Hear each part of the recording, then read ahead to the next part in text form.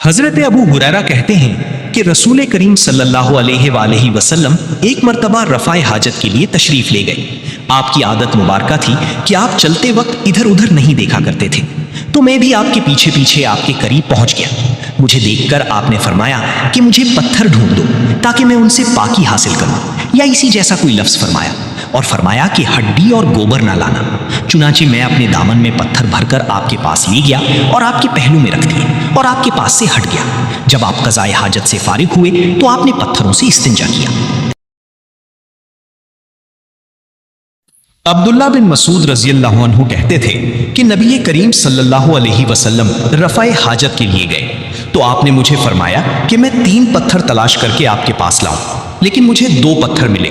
تیسرا ڈھونڈا مگر مل نہ سکا، تو میں نے خشک گوبر اٹھا لیا، اس کو لے کر آپ کے پاس آ گیا۔ آپ نے پتھر تو لے لیے مگر گوبر پھینک دیا اور فرمایا یہ خود ناپاک ہے۔ ابن عباس رضی اللہ عنہ کہتے ہیں کہ رسول اللہ صلی اللہ علیہ وسلم نے وضو میں ہر عضو کو ایک ایک مرتبہ دھویا۔ عبداللہ بن زید رضی اللہ عنہ بیان کرتے ہیں کہ نبی کریم صلی اللہ علیہ وسلم نے وضو میں اعضاء کو 2 بار دھویا۔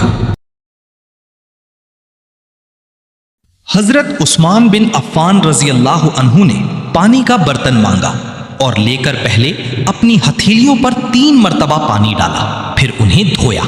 اس کے بعد اپنا داہنا ہاتھ برتن میں ڈالا اور پانی لے کر کلی کی اور ناک صاف کی، پھر 3 بار اپنا چہرہ دھویا اور کہنیوں تک 3 بار دونوں ہاتھ دھوئے، پھر اپنے سر کا مسح کیا، پھر پانی لے کر ٹخنوں تک 3 مرتبہ اپنے دونوں پاؤں دھوئے،